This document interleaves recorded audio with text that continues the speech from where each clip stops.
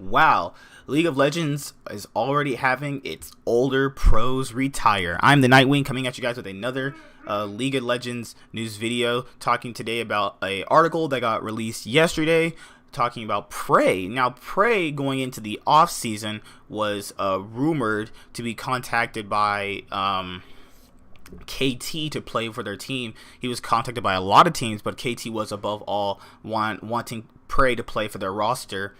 And the issue is that Prey he had announced that he had no interest in returning back to competitive play. He'd actually wanted to go stream. So that is something that really does tell you that he kind of wants to retire. I've seen posts like that before from a lot of the older players like Mad Life, Dandy, and stuff like that, where certain off seasons you're probably thinking like, man, these guys are surefire pickups for any team. And it's just, once you see that type of post, you're like, I think they're going to retire. I've seen that in so many different legendary League of Legends players posts. I was like, maybe Prey's going to retire, because I just didn't feel like his last season was that rewarding enough for him to continue. Now, it's not saying that he was bad. It's to say that like he had kind of like downgraded from what he used to be, just one of the best ADCs on the planet. And that was just astonishing to me about when he was playing at that level last year. I think back to MSI in 2018, where he was the second best player at the event beside Uzi. And after that, Kingzone kind of fell apart. And then after that, he announced that. And then today, another star falls. Prey announces retirement from his pro gaming career. Prey announced retirement from his professional gaming career on the 21st. Prey announced that he will be retiring from his professional gaming career. Prey had been taking a break during the 2019 spring split.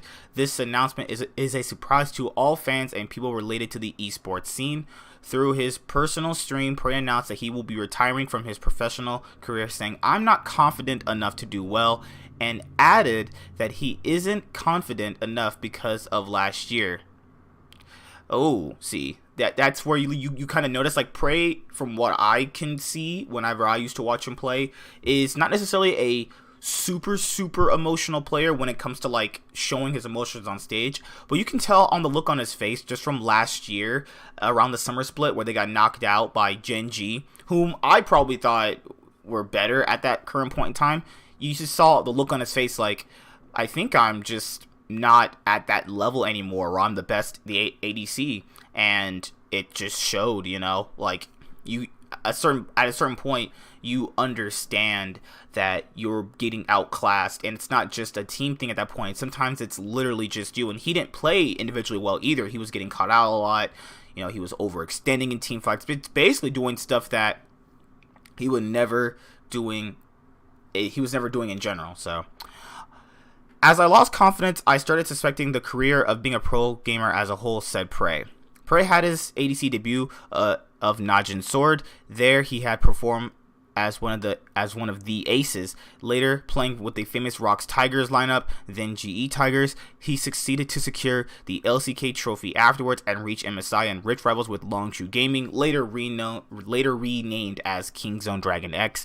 However, Prey announced that he will be taking a break prior to the spring season. It was his second break as a pro gamer. There were many rumors where he'll head to next, but his next step was retirement. As of today, another star has fallen into the horizon. Well, to kind of sum up a lot of the amazing Prey accomplishments and plays, I really wish that Prey could have played long enough to receive a world championship. You get a lot of players that really are amazing that never get a world championship, and like Mad Life, Mad Life reached world finals in season 2 with Azubu Frost, and I'm pretty sure Prey was on that lineup actually. Prey, Mad Life, bot lane. Just imagine how godly that would be nowadays. That would easily be probably like top 3 bot lane in the world. I look back at his Rox Tigers performances, and those were some of the most joyful to watch in Korea. And then watched him play at 2015 Worlds, 2016 Worlds, 2017 Worlds, and stuff like that. So it was so amazing watching this guy play. And I love Ashe as a champion. I was playing Ashe like before all her new changes, because back in the day, you didn't have the tools that Ashe has now. It was a completely different champion. You would probably not think so, considering I've been playing League for a while, right?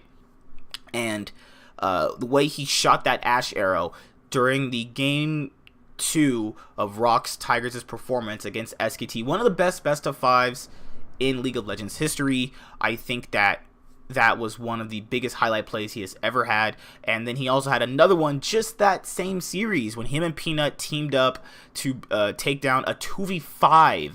That's how amazing this guy was at playing ADC. And man, Prey, it's been a real treat to watch you all these years. From when I started watching you and then I rewatched your history. Yeah, he did retire at a certain point. He was discarded. Like most of the Rox Tigers people, they were discarded as pros, and they came back as that unit, and then they all went to Kingzone. It was amazing to have him win 2 trophies. He had won one on the Rox Tigers, then one on Kingzone, and then he won 2 on Kingzone. So he won 3 altogether, and that was amazing for him. So even though, buddy, you didn't receive a Worlds trophy, you still have the LCK trophies, and a lot of teams still to this day, a lot of the players in the LCK are still striving for that. And you have 3, and you have multiple world final performance.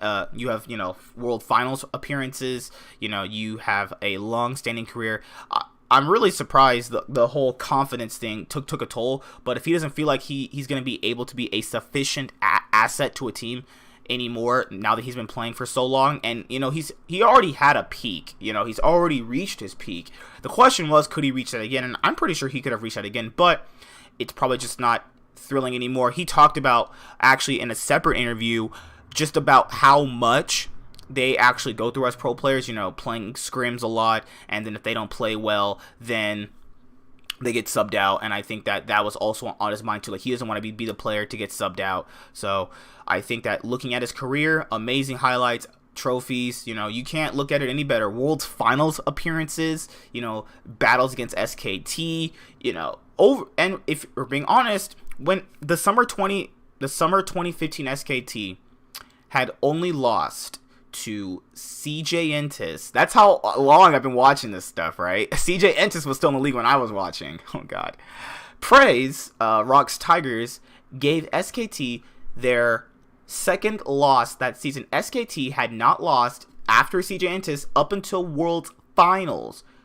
That's how crazy Korea was back in the day. SKT had literally not lost from that point on all the way to World Finals, and praise Rox Tigers getting lost. Yes, they lost the series 3-1, but it was an amazing it was amazing. It was just amazing seeing that they could do that, But all right, Prey. Also, I also can't forget the top 4 at season 3 Worlds with Najin. Well, it was Najin's sword, right? Yeah, it was Najin's sword.